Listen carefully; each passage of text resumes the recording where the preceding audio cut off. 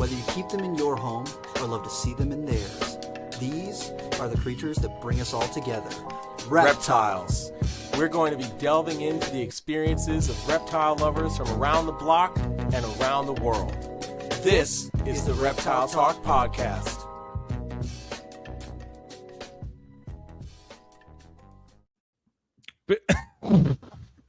What is going on, everybody? This is Jeremy from Brass Fan Reptiles. And I'm Robin. I'm keeping it real. And if you're listening to the audio only, just do me a favor and go to YouTube for the intro. and my laughter will make sense. I have to do something to get you to laugh at the beginning of each show. You succeed pretty much every time. Pretty much every time. It's very rare that I don't end up laughing at whatever shenanigan is going on. And what kills it for me is, like, sometimes I can see it in the little 1x1 square at the bottom of the bottom. Oh no, I waited this time. And I'm trying to, like, squint my eyes and, like, what is he got going on over there? And then you pop up on the screen and I'm just like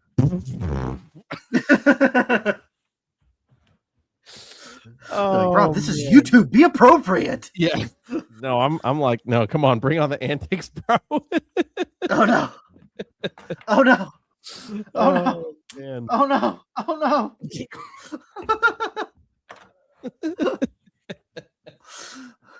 So, welcome to another episode of Reptile Talk Podcast. Thank you guys for tuning in. If you haven't, make sure you check us out on Instagram, on YouTube, on Twitter, on all the places.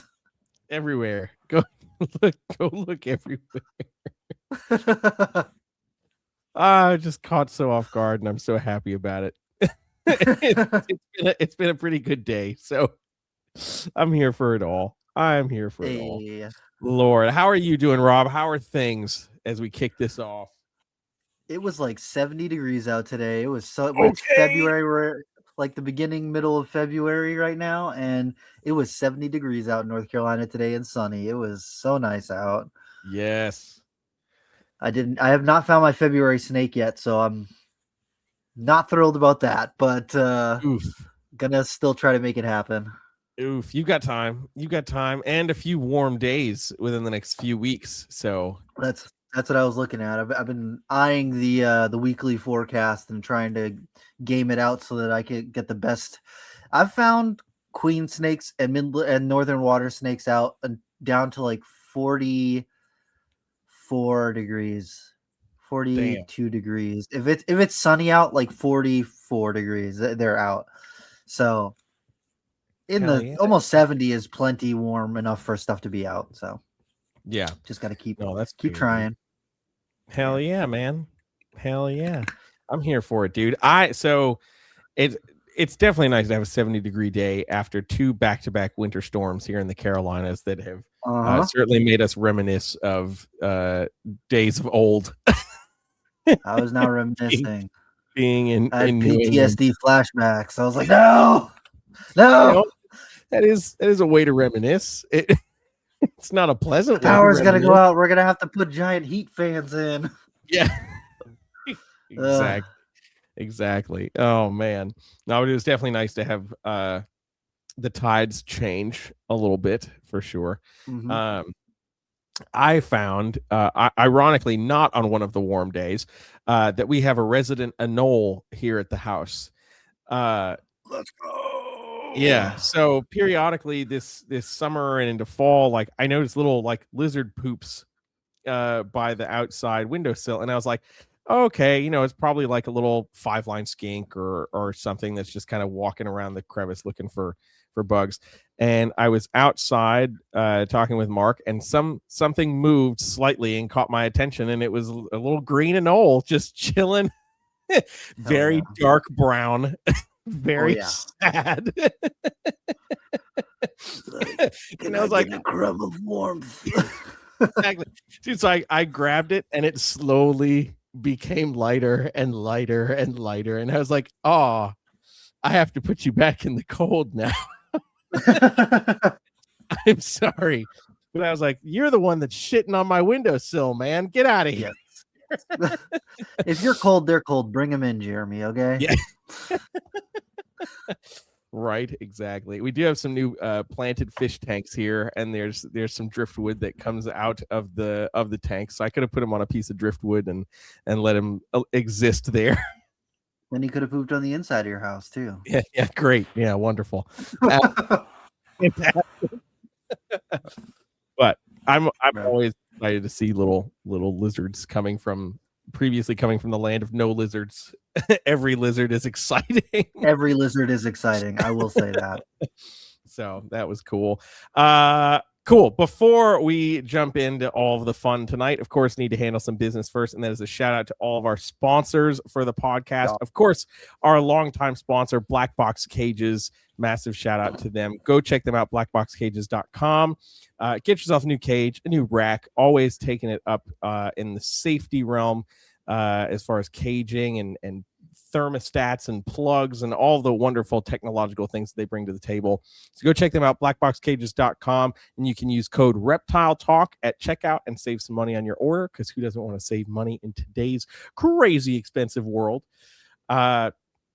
Also, we've got Raging Rodents out in Liberty, North Carolina. Massive shout out to Raging Rodents. If you are in the Carolinas or Virginia or maybe even Georgia or wherever we decide to drive for crazy long distances, and you want some legitimately fantastic rodents, all produced here in the U.S. No shade or shots to anybody else that's producing rodents or has rodents for sale, but coming from other places is it's a risk. Anyway, 100% domestically produced rodents. Go check them out on Facebook, Raging Rodents Liberty, and place your order today. Bulk quantities are available as well. Ted would be really mad if I didn't say that, because there's freezers full. Yeah. And then last but certainly not least, kingsnake.com. Massive shout out to the kingsnake.com team. Go check them out right now. Stop what you're doing. Just open up another tab and type in kingsnake.com. Don't click off this. Just stop what you're doing right now. I'll give you 3 seconds. 1, 2, 3. Great. Kingsnake.com. Go check them out. The new beta version of the mobile-friendly classifieds is available right now, so you can go check that out as Kingsnake steps into their new era of being in the 21st century. Better late than never, of course. And you can still access all of the awesome history that Kingsnake has to offer if you're interested in kind of understanding some of the stories of modern herpetoculture and how we've gotten to where we are. Those forums still exist. Go check them out, kingsnake.com. Massive shout out to John and the entire team. And you can go check out one of our previous episodes with John and I. And just hearing about Kingsnake. We're going to have him on again in the near future to discuss more of the awesome things that Kingsnake is doing. Bam! That takes care of that. Of course, all the links in the description below for each one of those places. Go check them out. And now, back to regularly scheduled programming. I'm stoked about today's episode, dude. So yes. let's get Alex in here to talk about some of these amazing productions that have happened. Let's go. Bam. What's up, dude? What up? How you doing, man? I'm good. It's good to be here. So thanks, guys. Hell yeah. No, I was just going to say a little bit of that, a little bit of field herping, a little bit of maybe some arachnids and stuff. So, yeah. the unseen side of Alex's arachnids to be determined. Just gotta, that'll be another Instagram account someday if the spiders take off. But hell yeah, dude. Hell yeah. Dude. Focusing on the Sailfin Dragon wonder that has been going on. What drew you into Sailfin Dragons, and what's gotten you to where you're at right now with them? I mean, gosh, I'm probably repeating myself for other episodes I've been asked this on.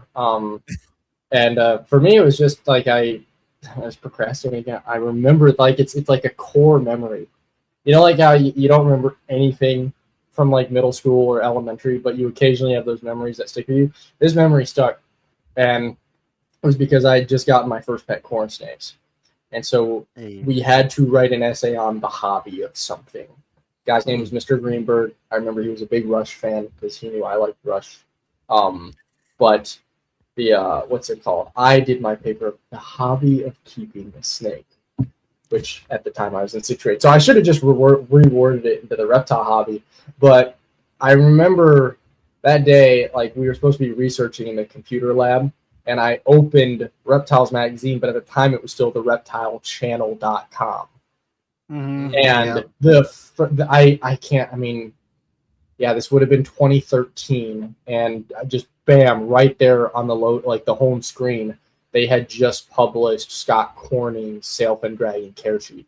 So, I'm 13, I'm getting excited about reptiles, and this first thing I see is this purple, gold, blue lizard. It's probably like the most famous photo of his lizard. The lizard name was Joxer, and it's like the one where it's down on the tree and you see the tail come up and around. It's stolen by people and reposted, but that photo of his exact lizard, I'll never forget it.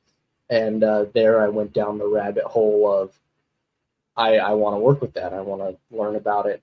Being in middle school, it wasn't that easy to keep a 3-foot lizard at the time. And through my research, just on reading that article and finding other large, semi-aquatic Agamid lizards, Scott had Australian water dragons at his website, which were still out of my price range, as a kid only getting $3 a week of allowance. But then I found the Chinese water dragons, which were $5 at the time, and that's what I started with. But finally, about 3 years ago, I had an opportunity to acquire some Phillipene Sailfins, and I haven't looked back since. And so last year was the first year that I finally sort of lined up getting them to breed.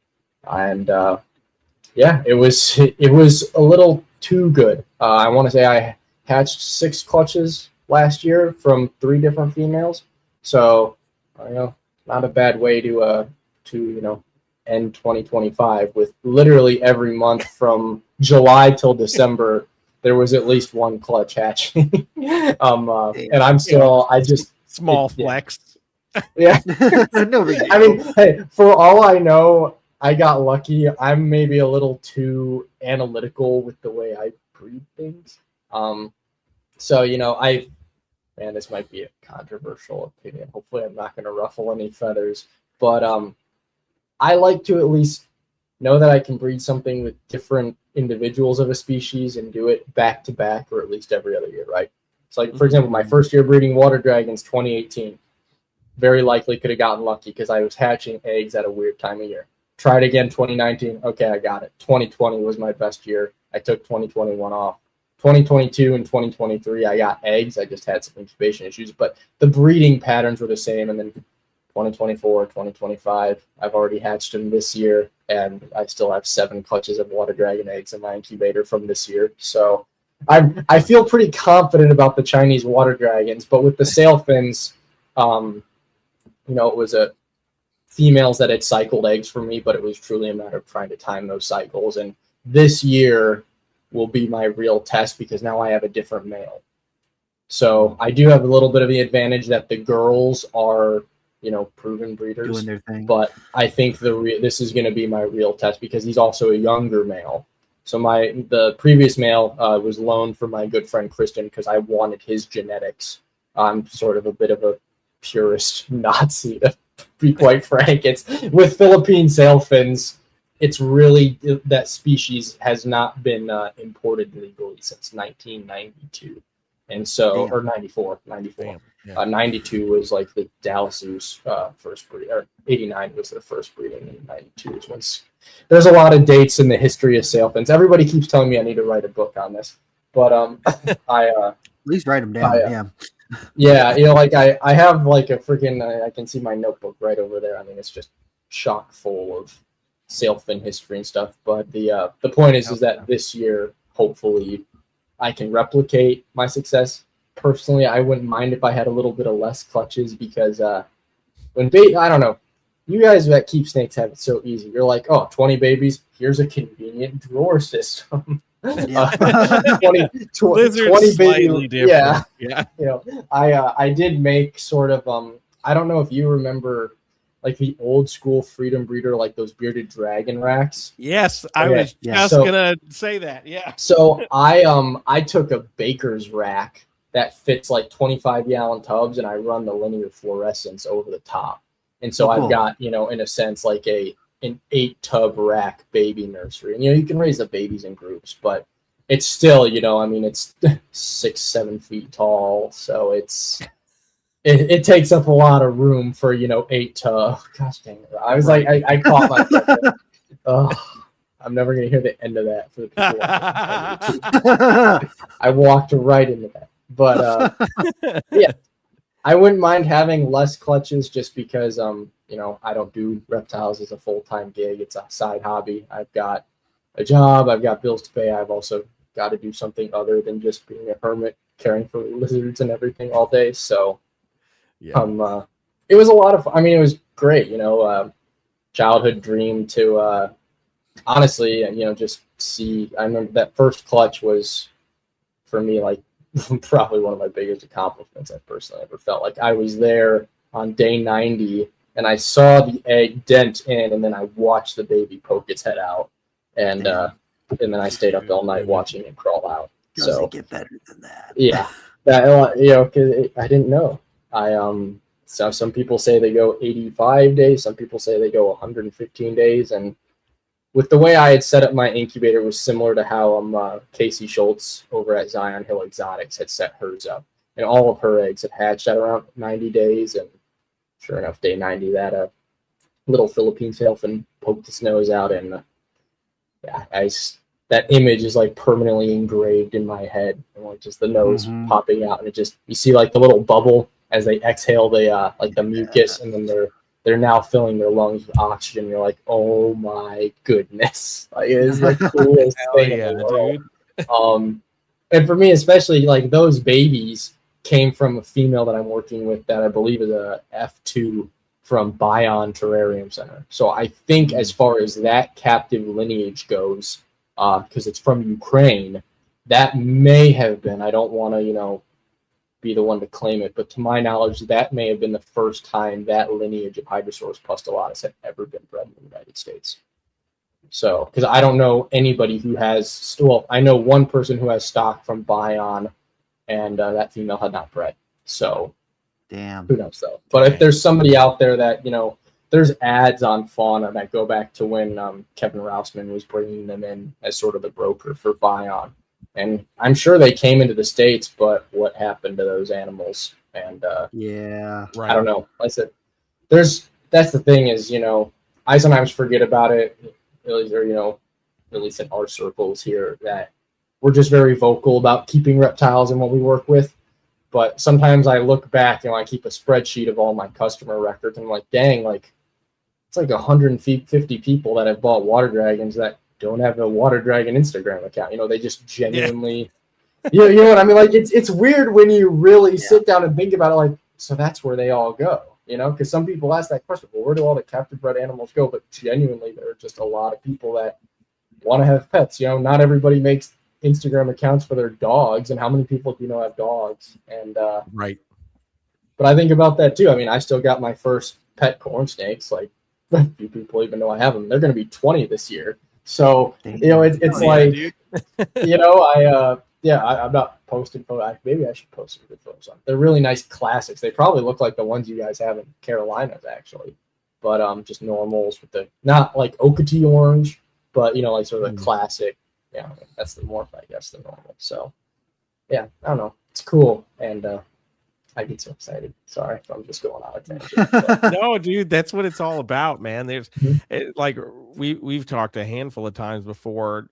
Rob and I would like finally getting that species that you've been after for so long that it's just captivated your attention, and then owning it is like that first marker, and then getting to that point when you're like, okay, I'm ready to go in for this, try to reproduce them, and you have that moment and it's successful. Like, it doesn't get better than that, and to the point of like getting ingrained in your brain. Like, that's what it's all about.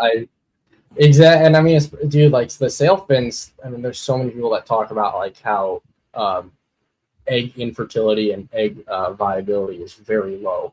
So Yeah. I had always wondered if it was a case of timing the reproductive cycles. It seems like, again, not trying to sound controversial or like I'm on a high horse here, but a lot of facilities that have bred sailfins seem to kind of just keep a pair together year round all the time. And then like once in a while, like, hey, look, we hatched babies. And then like 3 to 5 years go by. And hey, look, we hatched babies. And I keep pretty much all of my females by themselves, and I just watch their body condition. Yep. And I do wonder if that played a role where, you know, not trying to anthropomorphize, like, do animals just get bored of each other? Is there a, you know, I know, like, for example, with cats, and this is going back to when I took animal physiology in high school, but to my knowledge, cats are induced ovulators. So in order for the female cat to want to make kittens, she has to be bred, right? So it's like, you know, maybe I'm just throwing crap at the wall right now and seeing what sticks, but is there some type of induced ovulation reaction where keeping a male separate from a female, feeding her really well to see her start to swell up and grow follicles, and then her not living with the male, copulating with that male, and then removing the male triggers her to go full with the ovulation? Because my hatch rates were pretty solid on, I want to say on average, I had like 90% hatch rates. My one best breeding female that laid 6 clutches last year, she had 0 slugs from those 5 clutches that were good. She laid 1 infertile clutch, which sort of let me time her next window. And after her locks, bam, it was 3 out of 3 eggs, 4 out of 4 eggs, 5 out of 5, 5 out of 5. And I'm waiting on the 4 more from November that she laid last year to hatch at the end of this month. So that's pretty cool. But there's definitely there was heartbreak at the start, because I did get a clutch before my first successful reproduction of the species that went full term, and then the eggs dimpled and they had malformed offspring in them. So I think I went a little too wet on the incubation, but after I dried it out, obviously the next clutches and the next clutch and the next clutch, they all hatch. So hopefully we'll keep having that success. But you know, for all I know, like I said, I could have just gotten lucky. I don't want to talk like I know what I'm doing. You know, I had one good year, hopefully out of multiple to go. But like I said, sort of comparing this year with my Chinese water dragon, you know, experience, is that I spent a lot of time trying to refine the water dragons, and now I'm kind of just going mad scientist with the water dragons because I have so many. So I've got eggs literally that have hatched in my closet, and they've experienced almost 10-degree temperature swings, 14-degree temperature swings. And they're huge, blessed babies. Because I'm just like, I have too many of these. Like, we're just going to throw them in here and see what happens. There's literally a clutch of eggs on top of my fridge right now, sitting at around 76. So we'll see. I think that people in the reptile hobby a lot get really, really caught up on the care sheet said to keep it at 84 degrees. So I keep it at 84 degrees, and people forget that these are creatures that live outside. Like, it might not be outside where you live, but it is outside someplace, and there is no place on the planet that is the same temperature all the time. Yeah, I've read stuff on water dragon nests, and that they bury their eggs relatively shallow, you know, 4 to 5, 6 inches in the wild. I don't know why in captivity, every time I give, like, at least with the water dragons and the sailfins, I guess, like a nest box, if they have kicked dirt out and it's 8 inches, they still dig to the bottom. If I refill it and it's 14 to 16 inches, they still dig to the bottom. So I don't know if that's a byproduct of captivity. I'd really love to figure out like how deep they're burying their eggs in the wild, but I have scoured a ton of resources online. I've never heard of anybody finding a wild Hydrosaurus nest. So that's beyond me, unfortunately. But it'd be cool to know and, you know, compare. So it looks like you got your next field herping trip planned out then. There you go. Oh yeah.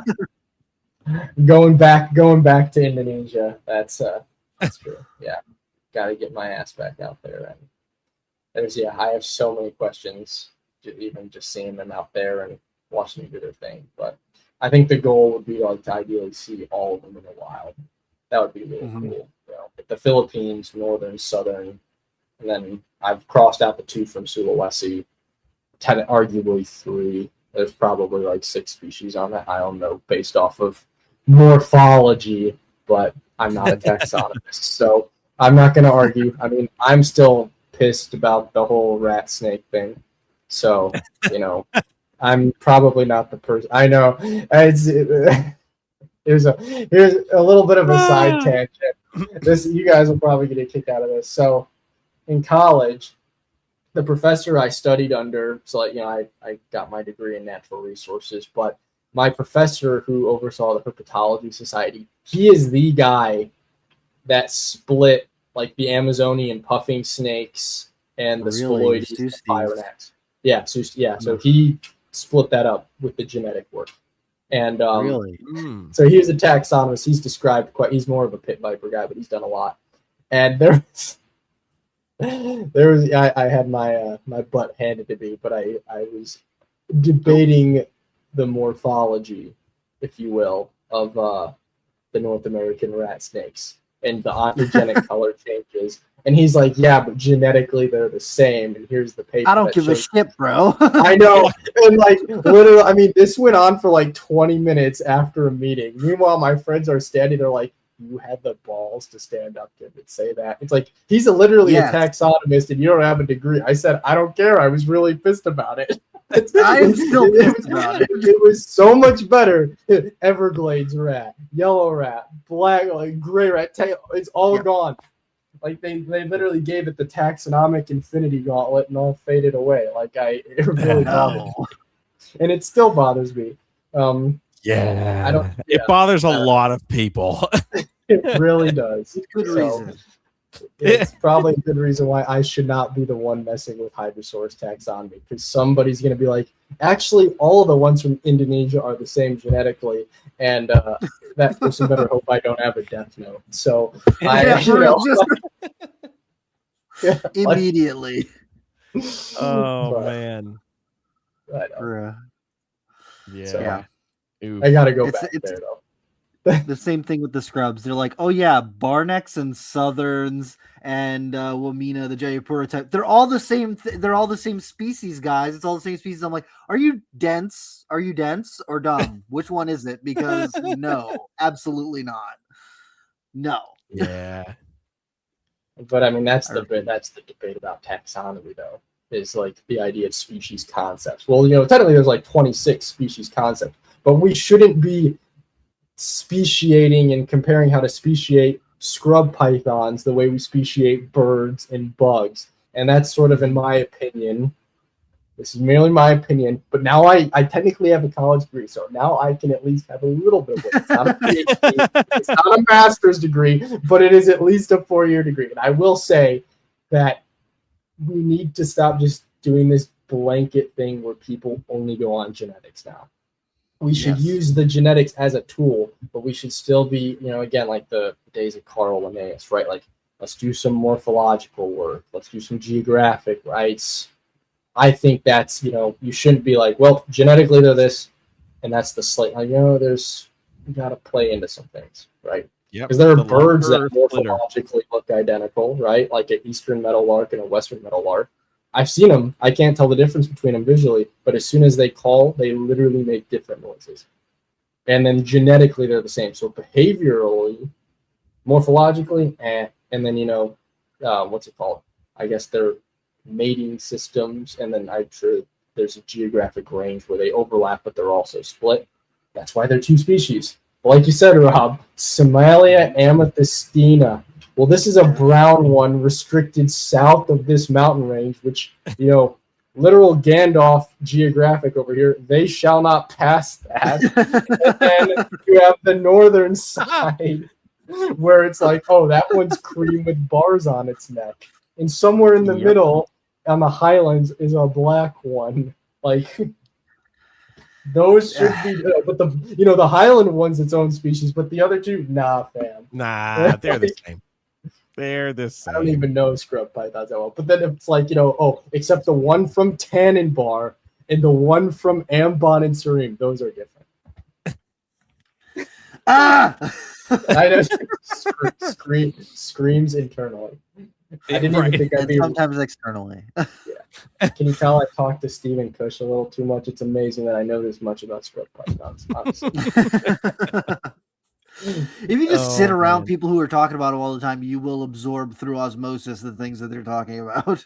Yeah, I've absorbed a lot of stuff through the amount of like just the people that you meet in this hobby. Like it's always like, you know, because I go to the Tinley Park show. That's like my whole former hometown show, and I still try and make it. And just catching up with different people each night, and how it's, you know, one night you're just listening to monitor people, next night you're listening to snake people, next night you're listening to frog people, and you're like, man, I have no desire to keep that stuff, but I now know how to keep it if I so much as wanted to.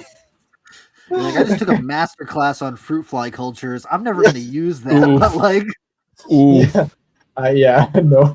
Thank you. I did dart frogs at the pet shop I used to work at, and the fruit flies took me off of that. They're cool, but I can't do fruit flies.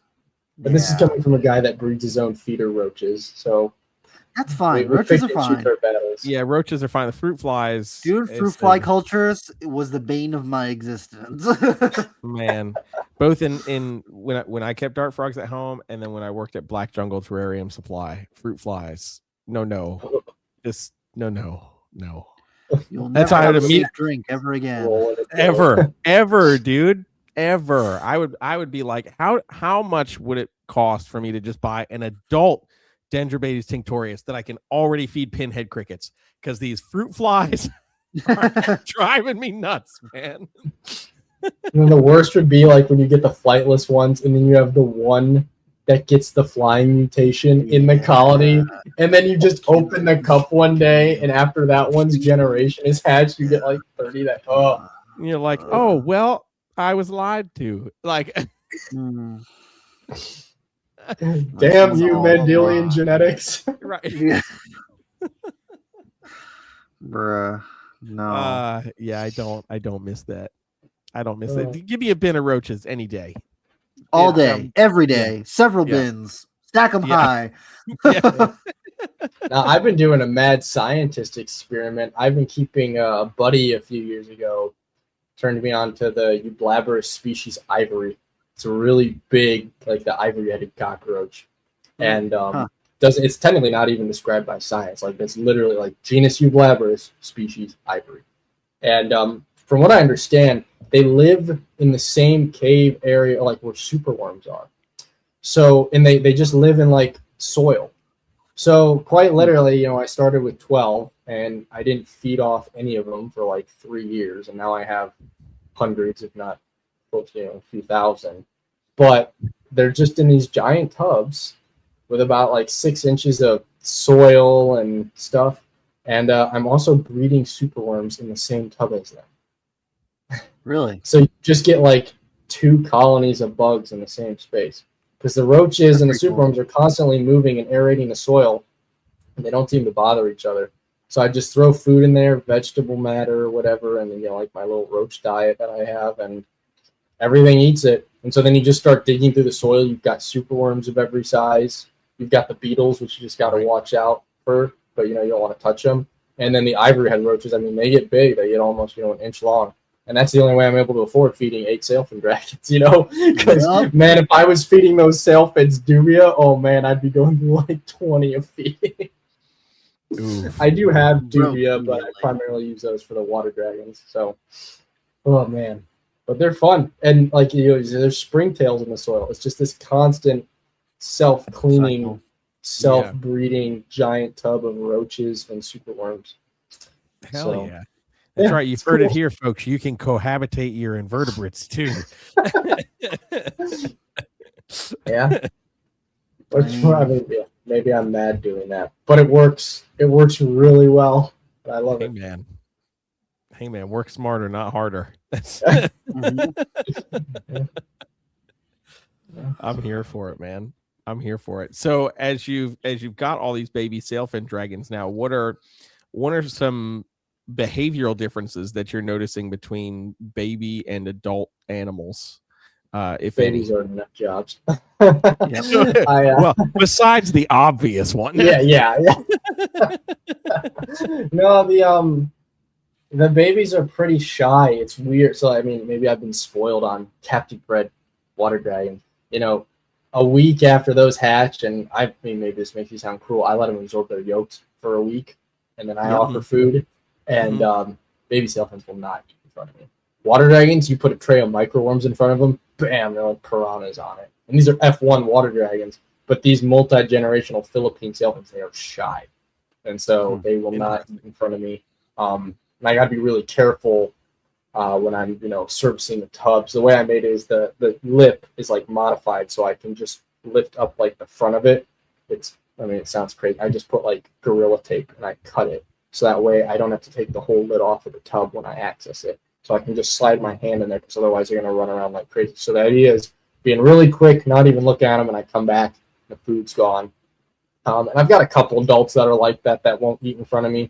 The Bion female I mentioned, she's a nutcase. If I so much as look at her the wrong way, she's going to run up the wall and freak out. So it's sort of the same thing, just in and out. But honestly, like when a sailfin, at least in my experience, they just get caught. I mean, my experiences in the past 3 years now, right? I got my first, juveniles in 2023 and raised them up, and those are some of the moms. This last year's hatch, and hopefully this year's future hatches, fingers crossed. But I don't really handle them.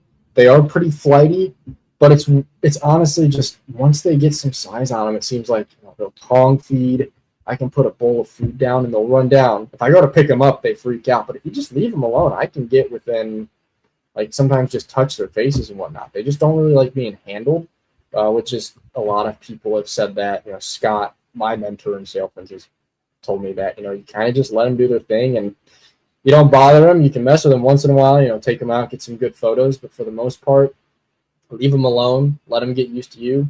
And as soon as you can get them tongue feeding, which for me is a big thing of trying to control the cycles, and then from there, they're pretty chill. I mean, these are the Philippines too. I am raising up one Microlophus sailfin, and then I've got a pair of subadult Celebensis, and they actually behave differently because those are wild caught. But they are so much calmer than some of the multi-generational Philippine sailfins. So I don't know why that is.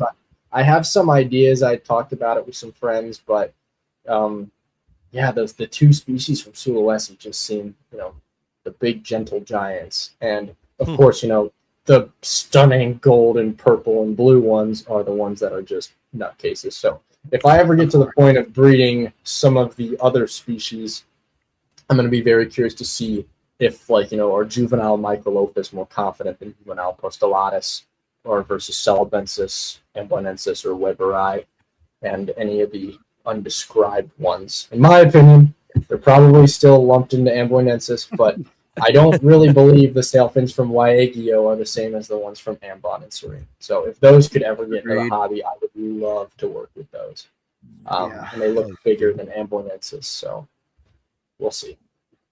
That's the problem with sailfins. They also, they need pretty good size enclosure. My reptile room is just 3 big aisles of grow tents and PVC. So it's like, that's why I can only have so many adults, and that's how it is. Right. But yeah, I'd say, they're cool though. Yeah, especially behaviorally. Some of the babies, once they get older, so they won't eat in front of me, but I've had quite a few where when I start putting my hand, I call it like a baby nursery. That's what I call my little setups like that, just the nurseries. They won't run away. So I'd be curious to see. I remember seeing like Kevin's old YouTube videos on socializing monitors, which, full disclosure, does not work on baby Hydrosaurus. Do not try and stick your hand in front of them when they're little. They will run, or worse, crawl up your arm and then fly out right over your shoulder. Yep, that's exactly what happened. And then you end up looking for them for about 40 minutes. And it's not as easy to move grow tents from behind walls as one may think. So don't try that. I've seen some people. There was I don't know if I should say the name, but there was a YouTube video of somebody claiming to socialize sailfins, and they were like hosing them with cold water, and like it looked tame, but you can see it's just breathing super fast. I was like, that animal just looks stressed and like traumatized. So I don't think that was taming a lizard. So, you know, for me, I kind of go the slow approach of I'll leave them alone in their setup, and eventually something's going to click. And next thing you know, they're tongue feeding, or they're not running away from you if you stare at them the wrong way. But at least the feedback I've gotten from the handful of people that bought babies from me last year, they have said that you know, the what's it called? The babies don't tongue feed yet, but they're also not running away. So it's pretty cool. Yeah, I think that's kind of Incremental the same approach that I did with toke geckos, is that when I got them in, I was like, okay, y'all are just gonna hide the entire time, and then I'll feed you crickets and roaches and stuff, and then eventually I'm just gonna cut it off for a week or two, and then I'm gonna put stuff on tongs, and you're gonna come to me to get the food. And then after doing that for a few weeks, I can get them to the point where they'll like come out for the food as soon as I open up the enclosure. And this is when I was in Maine, but eventually I got them to the point where like I could open up the enclosure, put my arm out with the tongs with a roach, and they'll jump out onto my arm to get the roach and sit there and chew it and chomp it on my arm and then hop back into the enclosure. It takes a lot of patience, but it is possible. I'll have to try maybe some fasting then, see if that does anything. Because I'm always worried with the babies, you know, especially if you're selling stuff to customers, you want them to be robust. But I feel like if I had some, I mean, I haven't had stuff crazy long. I think like the oldest that I've had to sit on some baby was maybe 2 months. But I'd be curious, like if I had some that sat for like 3 months or something where they got some size, and I was like, I'm not going to feed you for a week, and then I try food on tongs. I wonder if that could motivate them. It's worked well with the Celabensis. Like I said, those Sulawesi black sailboats. The problem is now they're so confident that every time I open the enclosure, they think they're getting fed, or they know that I provide food. And so as soon as that door opens, they both jump out. And it's every time. And, you know, when they were smaller, like 18 inches, they picked up on it quick. And it was cute. But now that they're almost 3 feet, it's terrifying to have this giant lizard dive bomb straight for your face. Like, because, you know, all my enclosures for the most part are on like stands or tables, so that way they can be above my head. And I did that because I wanted them to feel secure. But now that they're so confident, you open that enclosure. I mean, I'm pretty tall. I'm about 6 feet. And so, you know, their highest perch is 2 feet above my head. And when those lizards come barreling down on me, it's terrifying. It's like, thank God they're not, you know, I mean, man, mad respect to the people that keep, like, you know, the croc monitors or Yuana or Dorianis. It's like the sailfins, I know they're pretty calm. But, man, if you had a lizard, even like a small one that size, barreling down on you, I know the mouth wide open trying to bite something. Yeah, it's not fun. Yeah, one of my when I was out of town, it was actually for Daytona. One of my caretakers had a green shirt on, and so they said the Celabensis jumped out and kept trying to eat their shirt. So this 3-foot lizard, you know, this is like their second time caring for my collection, and what a great impression is this giant friendly lizard. I said, these guys are pretty chill. They'll just try and hop out. And, you know, that lizard comes barreling down and starts trying to, you know, grabbing their shirt and chew it. Like, oh, gosh, there goes another employee. So there goes. And then that's going to be, that's the inception of the story. This is Sailfin Dragons tried to eat me. Yep. Yeah. Somebody, I'm gonna get the freaking, you know, the next whoever ends up being next in line to care for my collection when I'm out of town. I'm like, why did you have 3 job openings in the past 14 days? So, well, great thing you asked that. Don't wear green. Yeah. Yeah. There's a strict set of rules that are going to be posted on the door of the lizard room. It's like, are you wearing green? You know, like one of those like little charts. Yes. If you answered yes, go back and change. Go back, change. Yeah. Like, yeah. Do you have shine? Yeah, they freaking. I guess, like, what's it called? I had one friend, they had a ring on. They saw the shiny ring, and they tried to eat that. I'm like, what on earth makes them want to eat a piece of that? I mean, it's those dang Celabensis. They are too confident for their own good. So maybe that will be an interest. Maybe the babies will just be super calm, which would be great. But, yeah, they're gentle giants, that's for sure. So, cool. that's the thing. It's like, and that's just, again, with the 5 currently recognized species, the behaviors. I mean, and the growth rates are pretty incredible. I've got a 1.5-year-old Postulatus from Scott, and yet a Microlophus Sailfin. I actually picked it up at last March Tinley. I've technically had her, it's February, so 11 months, and she's the size of the 1.5-year-old Philippine. She fit in a 9-inch deli cup in March, and now she's 31 inches long. Yeah, so yeah, she's gonna be a big one, I think. But yeah, it's cool. Just seeing the different growth rates. Yeah. Hybrisaurs are awesome. I wish they were more popular, because even though that sounds like a crazy growth rate, I mean, the big male Philippine that bred last year, he was only about 42 inches, and they're mostly tail. Like I think it's respectfully a pretty manageable lizard. It's not like some of I guess I know people are starting to focus more on like some of the dwarf water monitor localities and whatnot too, but like for some of the other larger semi-aquatic stuff, I mean, they're smaller than most of your Indicus monitors to my knowledge, so it's not like they're just mostly tail, if that makes sense. So I'm surprised they're just not as popular, but I mean, monitors have always sort of been seen as the pinnacle, and maybe weird nerds like just the Hybrisaurus kids playing like Pokemon in the corner while everybody was playing kickball at recess. I don't know. I see a lot of people that are really into them. I think that just like in general, the availability over the last 20 years has not always been there for them, especially like it's mostly wild caught ones. A lot of the ones you see at expos that are wild caught are dehydrated as hell and not doing too hot.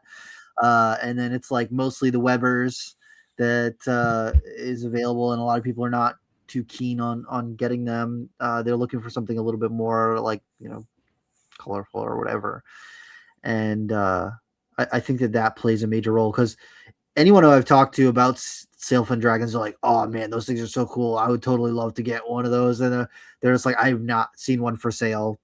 I think that for the last up until very recently, up until you were doing things, and there's been like one other person that's like regularly breeding them at any one point in time.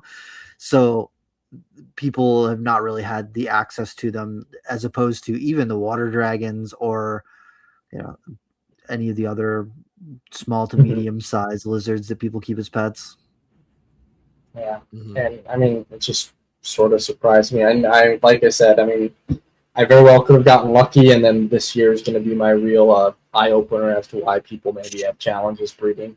I hope not, because I mean, this new male, I don't want to jinx anything, but his bloodline, in my opinion, is pretty important.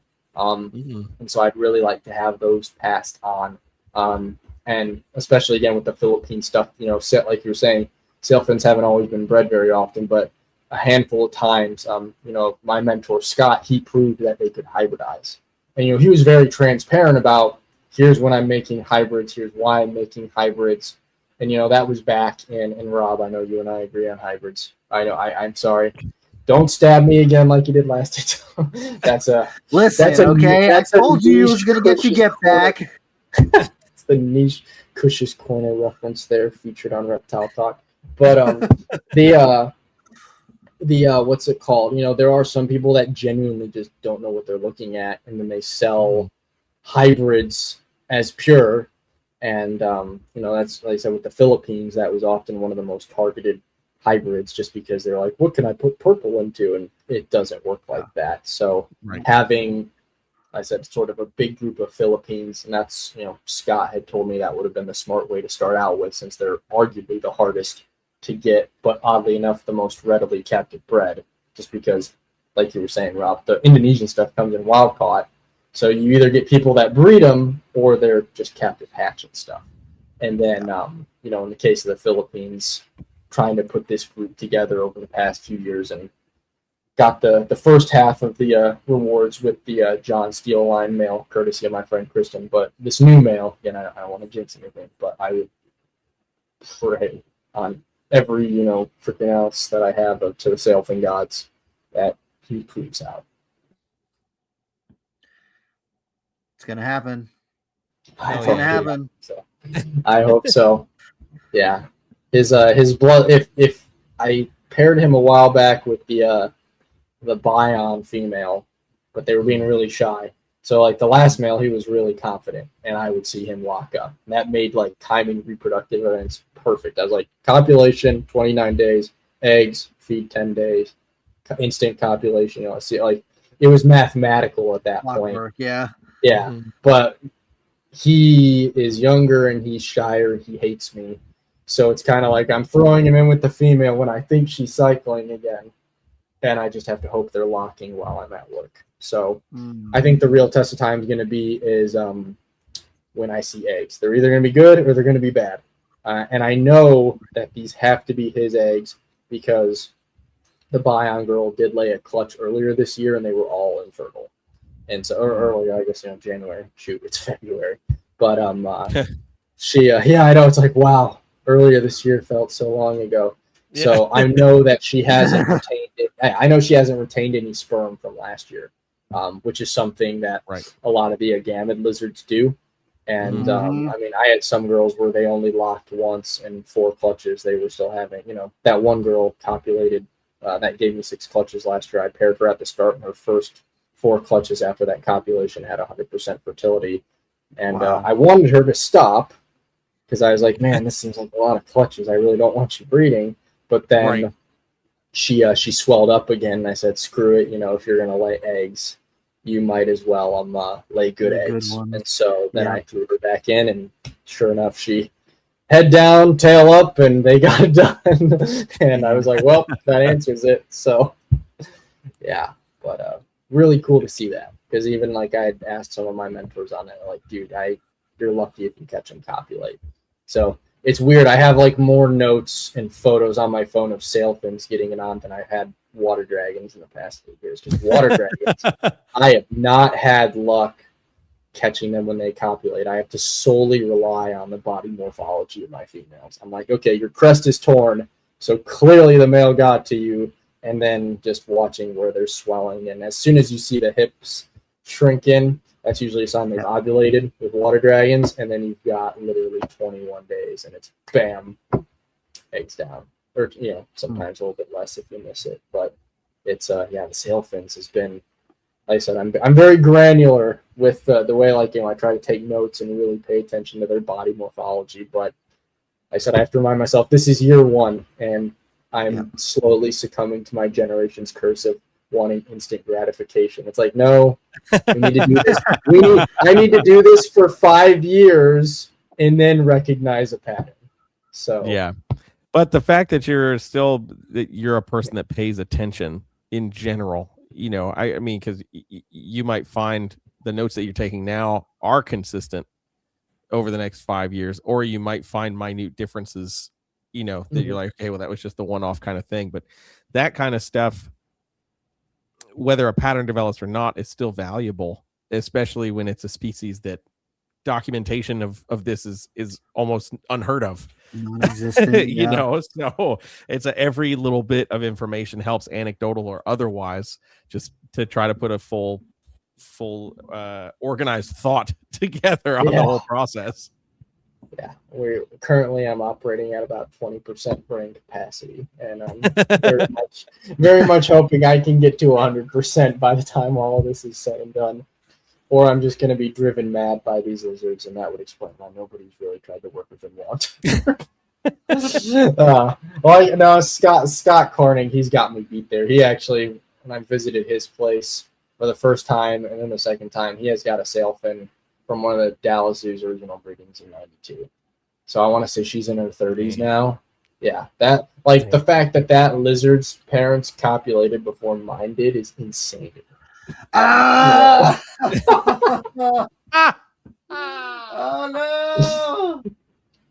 Oh no! Oh boy! Clip that. Is that the first time Rob's ever passed out on Reptile Talk? It might be. Bro. That's hilarious, wow. dude. Oh. Oh no. Yeah. Just let that sink in. Oh. It's sank. It's still sinking. Yes. It is still sinking. Oh my god. Ah, that's great. That's great. Meanwhile, I'm over here as you're talking about the history of sailfins, and you're like, back in 92 or 89 or whatever. I'm like, this is the date range that I was born, and you're over here talking about like it's fucking ancient. Like, I know. I'm too young for my own. I said this is why. I said my one friend, he's into the book business. He's like, we need like a complete Hydrosaurus, but I agree. I agree. I just feel like it's one of those where, again, I got to see all of them in the wild. I want to breed all of them. And then ideally, all the notes I've accumulated from that can be organized into a big book. Like 500 pages, like the taxonomic history, captive breeding, care, captive history, everything. Just so it's like the one style, And then knowing my luck, after that would be published, some scientist is going to redo the taxonomy. Yeah. That's when when you release the one extra page that just says, the hell with that guy. Oh my gosh. Please tape to the back of your book. Yeah. Please tape at the last page of your book, please. Yeah. Yeah. It'll get a reprint with a bonus epilogue. Yeah. The frustrations of a concerned herpetoculturist. Right. Yeah. That should go in every single book that's published on reptiles. Okay. The pre-forward. Listen, in 20 years, some guy's going to change the taxonomy of this, and guess what? Nobody cares. Yeah. Except for the people in Facebook groups. Yeah. Let the record show that this book stands purely on the morphological species concept. And those who choose to follow the genetic BS that is being used after this. Oh man, that just makes me think about conversation I had with Brian Barczyk back in the day. We were talking about Stimson's and the Antaresia. Get lumped, and he was like, man, I wanted Stimson pythons my entire life. I finally get them, and then they get lumped in with children. What is this all about, man? And then we're like, hey, have you ever met a taxonomist? Like, where are they hiding at? We've got some things to discuss. I can confirm they exist. I did technically study under one, and he was a great professor, and he did some amazing. Especially, he was on the original. Like, I don't know how into like rattlesnakes you guys are, but like he was on the expedition where they collected the original like the holotype for Crotalus ehrichtsmithi. Yeah. So he's described some cool snakes and has a lot of great stories. So the taxonomists do exist. But it's a part of jokes aside, it is unfortunately something that definitely hurts me a little bit, is sort of that divide between like true herpetology and us nerds that keep stuff in boxes, and that's I said, especially, if I dive into the history, I've got a book on my shelf from 1915 with some of the original descriptions of the sailfins in there, and a bunch of the Agamids, Hypsilurus, Gonocephalus, Olophosaurus. It's like, those were people that, like, they really liked lizards, but it was almost like liking lizards for the lizards. And while, I'm sure you like snakes, but the snakes is like, it's just interesting how, like, our preferences of, I love these giant, I guess not giant, but, big sailfin lizards for how they look, what they are. But it's almost like my foundation was working with them in captivity because it's not feasible for people to see stuff in the wild. Rob, how easy is it to fly to PNG and look at scrub pythons? Or Jeremy, how easy is it to fly to Australia and look at carpets? Or, South America for Amazon tree bows? It's that not one's always easier. Amazon's is attainable. Yeah. Okay. But to the point, yes. Yeah. It's, and if I'm not mistaken, I believe that was one of the main arguments in the Barker book too. The Invisible Ark is that captivity allows people to empathize with nature, because for a lot of people, that's the only access they have to it. Yep. And it's almost weird. So, you know, to some extent, I mean, I'm not a reptile keeping philosopher by any means, right? I mean, I've read a lot of books in my free time, and, you know, just sort of on this, or, you know, listen to people who, for good reason, you know, they've accomplished way more than me in the hobby, and they're far older than me. They've seen the changes, and it's sort of like, you know, it seems that the hobby is growing, which is good, and it's almost like those original words that Dave and Tracy had written are coming to fruition, because the world's getting more urbanized. People are outside less. That's a reality. I mean, I was thinking about it a while back. I was flying home to see my parents, and I was just standing in the airport, right at the gate, and I looked around, and I could not find somebody that was not me. Like, everybody was staring at their phone. Nobody was just talking to each other. And, you know, in a way, it's like connecting people, but it's also sort of like that's the only way people get their information, or, you know, their sources and whatnot. You know, some of those people are not going to fly to South America to see an Amazon tree grow in the wild if they keep them, you know. And yeah, it's like the hobby's grown, but it's like that idea of, you know, it grew because of access to animals in captivity, which is, I said, sort of the main, you know, defense for captivity of Dave and Tracy's book. So I don't know. I guess that one, I was going on a bit of a tangent there, but yeah.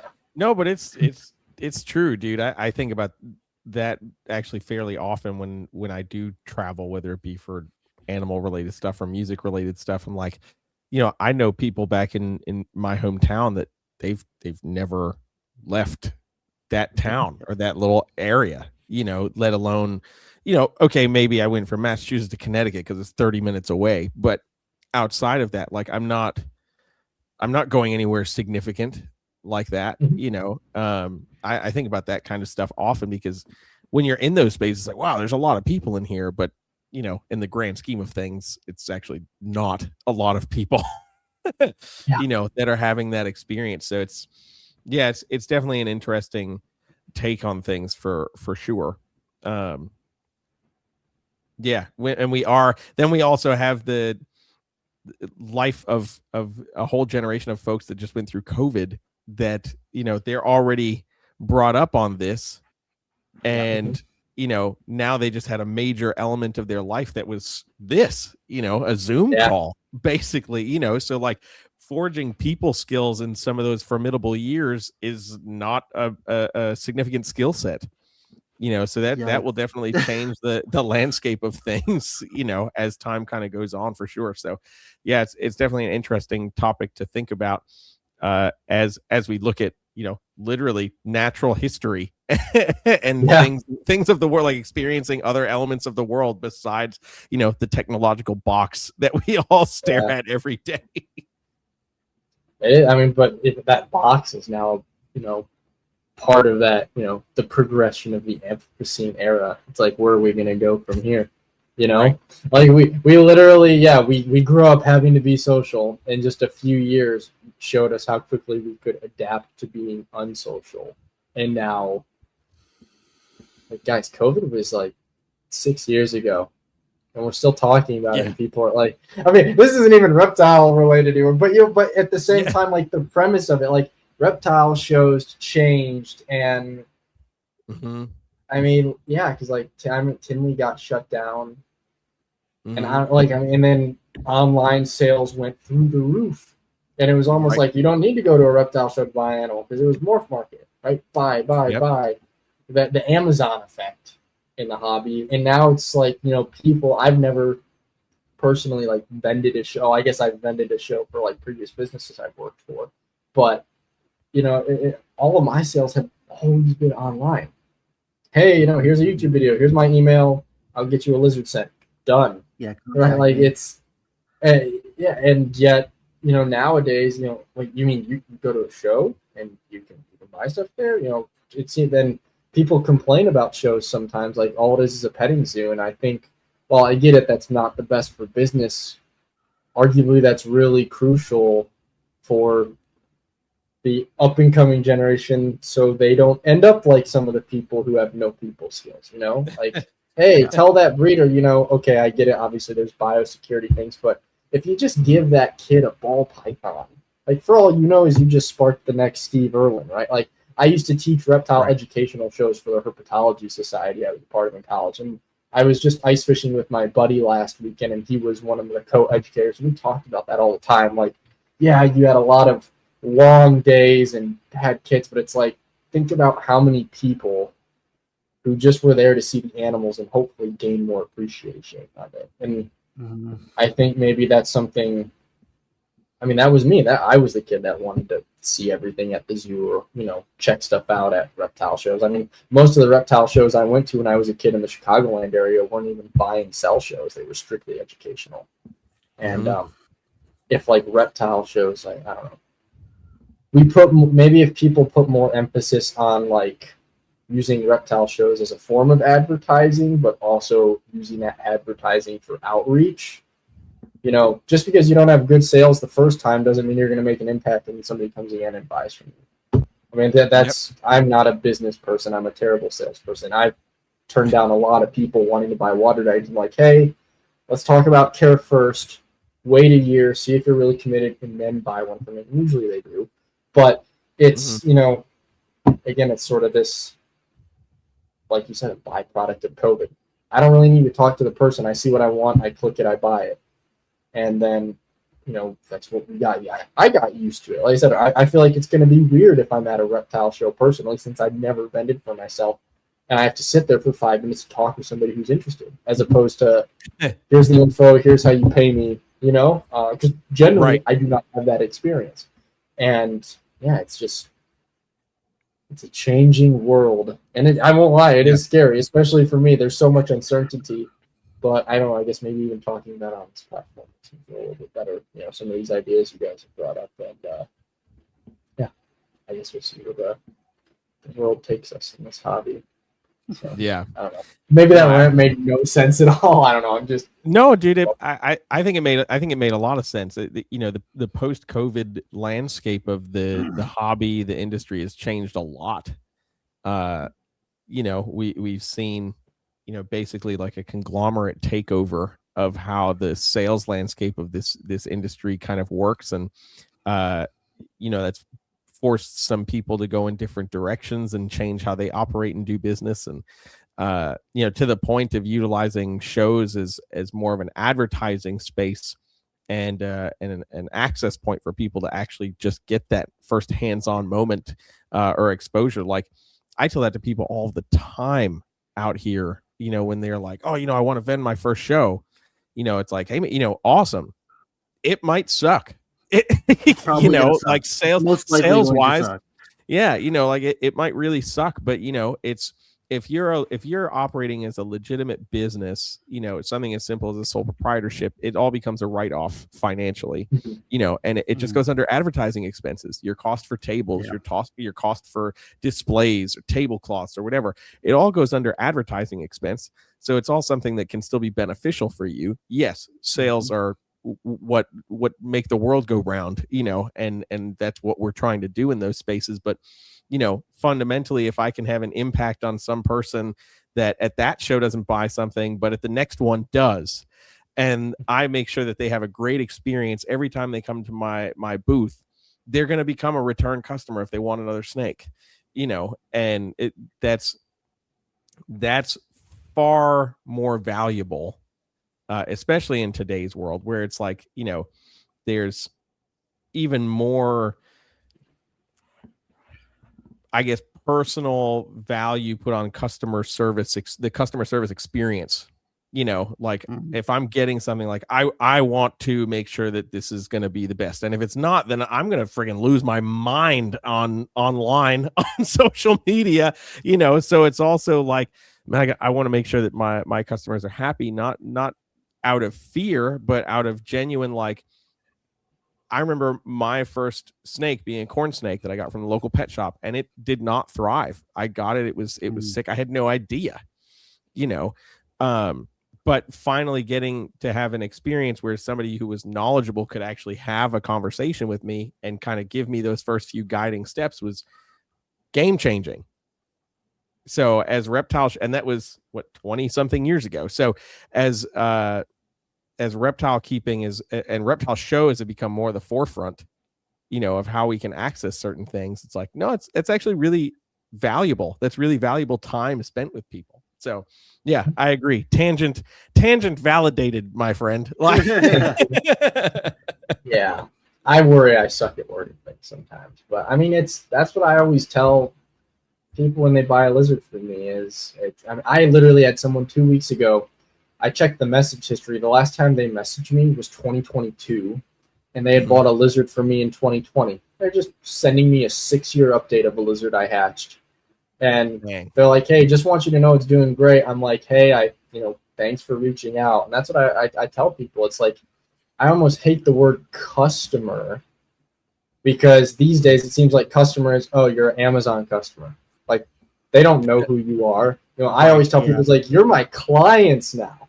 I'm going to assume no news is great news. And if you message me 4 years from now, I have an entire spreadsheet that shows the ID or IDs of the lizard you purchased from me, when you purchased it, when I shipped it, and who you are. So that way, if you're like, hey, do you remember the parents from 5 years ago? Why, yes, I do. Like, it's, how's your lizard doing? Here's the lineage info. It's, I hope you're doing well. Like, you are a person and you're talking to a person, not a sales associate online. That's not a little chat icon box in the bottom right hand of your screen. Yeah. And that pings you at 2:00 in the morning every day. It's the little old Microsoft Office paperclip.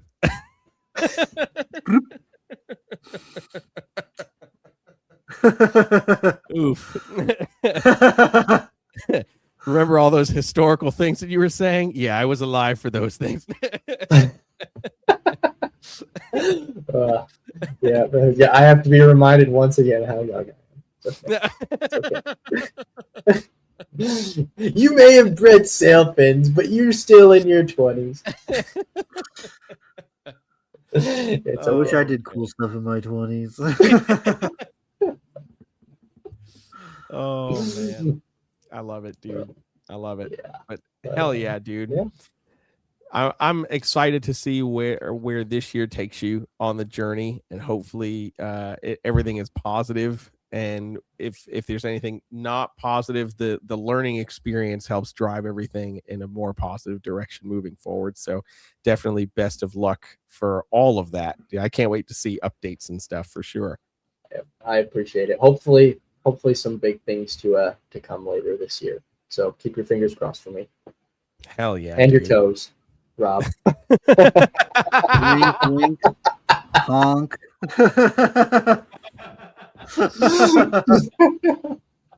You already know. Yeah. Man. All right. Well, as we round this out, you know the drill, dude. We've got to ask you the wrap-up question. What in the world, in the realm of reptiles, has you excited about reptiles right now? Yep. Honestly, man, this might sound cheesy. I just like seeing people having fun again. And what I mean by that is, so like I feel like in college I took a step back from the reptile social media scene, because it's suddenly, and I get it, like I'm a hypocrite saying this, because like I did make my lizards an official LLC, right? Because I wanted to sort of manage that extra income coming with breeding, as opposed to doing it as a hobby, as it's grown. But it's sort of the COVID, and even a few years after 2020, just it was all about, what are you investing in? Like, oh, this is my next investment breeding project. And I don't know, for me, like I said, I still have my first snakes that I've had since I was 11, right? Like, it's and all of my mentors had always told me, keep what you love. Yes. And I guess it's like, okay, yeah, I just said I have this now as an official business, but I still work a 9 to 5, because at the end of the day, like, it's supposed to be a hobby. Let's just have fun. Let's remember why we love this. It's when the market's crashing, like, if you're worried about the market crashing, do you really love your snakes? Like, that's, again, for Jeremy, John Adragna, Johnny Sims, right? Like, he had told me I want to say it was a Tinley show. He's like, if you have a career, you can afford to lose money on your animals because you don't want to lose your animals. Like that's sort of what I like, is I just like seeing that. You know, not that I'm a marketing guy or anything, or I'm probably like the worst person to talk about reptile business to anyways, but just the idea that people are starting to maybe get the idea that you can still make a little bit of money and just do it with what you love. And that's why I think we're seeing all the species diversity now, is the whole investment, stalker, snake, bro, whatever, that trend is fading. And don't get me wrong, like I've got friends who keep ball pythons and they're super passionate about, like, and I used to breed ball pythons for the pet store I worked at. And you know what? All I was doing was like pied stuff, like pastel pieds, and I thought it was cool. Yep. It's fun. It's not this, you know, 5-6 gene I don't know that stuff. I knew like the basics, but I had fun with it because it was making a cool pet. Like one of my friends from college bought a ball python I hatched out at my old job, and he's 4 years old, just a normal pied, but it's like, it's fun. It's a pet that they hold, they watch TV. Like, let's just get back to that again. It's the reptile hobby, because it seemed like when we tried to make it the reptile industry, people didn't have fun anymore. So that's what I'm excited about. You hear that, ball python bros? Hey, if you like ball python, I mean, hey, they're cool snakes. They're very cool snakes. Like, I just, I mean, I'm all very partial to colubrids myself, and lizards, obviously. But, you know, I, like, just have fun. But I don't know. Like I said, I'm 25 years old, and I'm young, and my opinion doesn't mean squat, right? So, that's what I'll say. I think that's the only reason why I keep doing it. It's just because it's like, I have fun with it. And everybody should have fun with it. 100%, dude. That's fundamentally, that's what's most important. And doing anything like this into the business realm, like, you're going to be more excited about the stuff that you enjoy. So you can make that passion really known to other people, who will then get excited about what you're excited about and start to do their own research and figure those things out and be like, oh wait, man, that's really cool. Like, you know, and fact of the matter is, especially when it comes to ball python land, it's shaped like a really interesting triangle, you know, kind of like those things in Egypt. A trapezoid? No. Yes. Yeah. Wait, no. But no, it's like, you know, there's different tiers to that, and chances are, if you're investing in something that's 10 grand or less, what you don't know is that everybody who spent the money on it when it was 10 grand or more has a whole playground and plethora of what you now just dropped between 5 and 10 grand on, and by the time you get anywhere with it, you're already behind. And you know, so the value there is, if you're going to make that kind of investment, how do you parallel it? How do you plug it into something that you really enjoy genetically? That makes it make sense. Otherwise, you're running on a hamster wheel, and nobody likes that, not even the hamster. So let's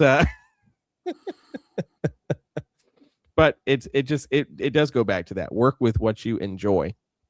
And like Rob and I have talked about it on other podcasts, like, we're seeing that resurgence happen more and more, where people are really just working with those passion projects. And it's inevitable. The more that it's in people's face, the more they're going to want to learn about it and understand it more. Like, people like ball pythons so much because for the vast majority of social mediaville, that's what's been publicized. You know, $50,000 snake plastered on a thumbnail. You know, like, that's that's going to get all these views. Ball python. That's right. You know, and that was in a heated moment of hatred. And there were so many ball pythons. Way too many ball pythons. But you know, that's what people see. I should redo that and be like, Amazons. But then I'll bleed a lot if I have all those Amazons out on the table. That is the type of viral clip that would go absolutely bonkers. Do you think, like, if you're able to, like, truly prioritize, like, your Amazon customers and they're getting overnight shipping, like, could you technically have, like, your own brand of Amazon Prime? Up. Oh. Jeremy, don't get sued. Don't get sued. The Twitter idiot has too much money. Yeah, okay. I've got to find some adjacent version of that. Corrales Capital or something, you know? Yes. Convenient Corrales. Hey. Buy now, shipped overnight. Or we make it Irish and remove the H from Horchulana and just put a little apostrophe and then overnight Orchulana, you know? Horchulana. Overnight Horchulana. You sent me that video. You just Kropani your pants, okay? Just like Corrales, Kropani your fucking pants. Okay, I think it's too late. I think that we've gone too far. we're done now. We're calling it. Rob, I was drawing it at the crossing your toes, but I mean, yeah, that's how you do. Oh, we're always going to take it to the next level.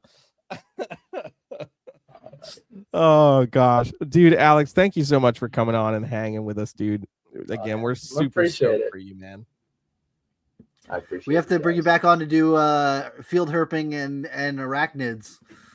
Yeah, also the unforeseen eventual Alex's arachnids, right? The secret life of Alex. The secret, yeah. You know, the invertebrate side of my vertebrate hobby. Hey. So, yeah, I appreciate it, guys. This was a good episode, and maybe I went a little off the rails, but it's great chat. That was perfect. It's I love perfect. Yeah, absolutely, dude. Absolutely. Hell yeah. Cool. All right, that wraps this up. We will see you next time. And oh, wait, I forgot one thing. Alex, you got to tell the people where to follow you, man. Where do people find you? On the interwebs. Yeah. On the interwebs. The interwebs. Yeah. Well, just if you look at my name, Alex Myers. For Alex's Agamids. Actually, I think Alex Myers is a different like YouTuber. But like, if you just look up Alex's Agamids, Instagram, Facebook, YouTube, Morph Market, Fauna Classifieds, and Kings. Actually, no, I haven't updated my King Snake account. I need to update it. My King Snake username, I used my video game username was like the Snake Dude or Snake Dude. So if you actually go on to kingsnake.com forums, I think the last post in the Water Dragon and Basilisk forum and other miscellaneous lizards was actually from me. It's from like 2 years ago. Damn. So, Dang. yeah. I was just posting on there because I was trying to wave the white flag of like who has pure Philippine sailfins. So I posted on King Snake and Fauna, and I did get a couple of emails from people out of that actually. So it still might be like Snake Dude or something on there, but I need to update my King Snakes. But Alex's Agamids, my YouTube channel has got like a bunch of, I'm not a professional YouTuber, but like every time I get eggs, I just take my phone, I film me digging them up so people can see how stuff's nested. And when hatchlings hatch, I film them hatching, and then I try to post some like nicer photos and content on Instagram and Facebook. And then, yeah, if you want to buy a lizard, my email is on Morph Market. It's on all there. You shoot me a message on there. Usually I respond by the end of the day. I do work long hours. So for those listening, like, don't be surprised if there's like an 8-hour window of no reply. And then like sometimes either really early in the morning or later at night is when I get to it. But I do my best to respond to every message or email I get by the end of the day. So thank you to everybody who's been supporting my work. And if you want to follow me on there, check me out there. Hell yeah. Sweet. Dude, thank you again so much, man. We will. Thank you so much for coming on. Yeah, we'll definitely have to have you back. That's good. Sweet.